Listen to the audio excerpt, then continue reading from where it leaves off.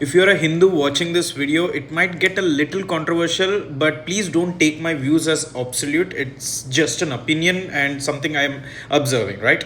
Okay, so the TCP/IP layer in video streaming, it was not never designed for video streaming. So basically, it was, created to survive some nuclear attack by routing the packets around dead nodes. Okay, that's it. We started adding layers on top of it, http and then https and then with cdns, and then we had a codecs, and then there was adaptive bitrate streaming, and now we have Geo Hotstar, Netflix, all of these things, even YouTube. Okay, and Hinduism also did something same across millennia. So the Vedas are like the base protocol. They don't have any stories or gods also. They just have raw observations about consciousness, energy, and impermanence. Like even Lord Indra, they were like not treated as gods. They were treated as fundamental forces of nature. Okay, and that kind of thing, no, it doesn't go outdated because it's describing the fundamental nature.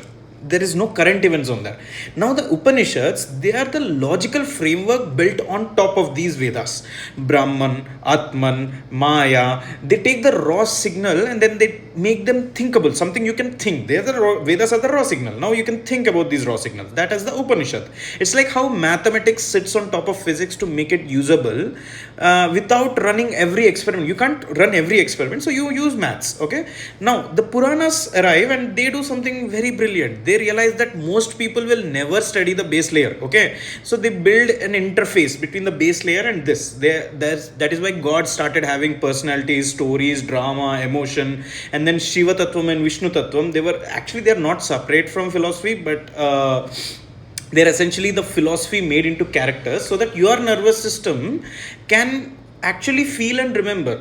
Compression algorithms भी समझ सकते हो for wisdom that would otherwise take like lifetime. You'll spend lifetime to understand Vedas. So Puranas make this concept a bit easier. Like if you take Lord Ganesha, he's a clean example. There are many elephant-headed deities across traditions, but his origin stories sometimes vary across these texts, and each version they add a different layer to it, and then different community will slot their local understanding into the existing framework. And this is the same god with different firmware updates. भी समझ सकते हो.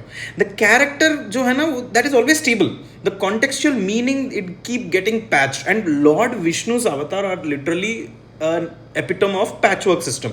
Okay, so the whenever the dharmic order breaks down, no, a usual update is dropped. Okay, Ram is like a duty versus desire in the monarchical structure. Then Krishna, he handles moral ambiguity at civilizational scale. Okay, Narsimha is like a hot fix, समझ सकते हो. Okay, he's a loophole to exploit to closely specific vulnerability. Hiranyakashipu he had to be opened. So each one is more complex than the last because human environment keeps getting more complex as the time progresses. So the problem is what happens when people inherit the interface without the underlying logic.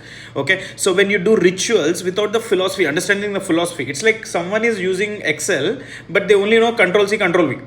The form is perfectly preserved but the mechanics, they just get completely lost. Like jQuery is still being imported in 2024 because original developer he understood why it was needed, and nobody since has ever questioned it. So most of what gets called as Hinduism today is that. And I really want Hindus to actually look deeper into our texts, our Puranas, our Vedas, Upanishads.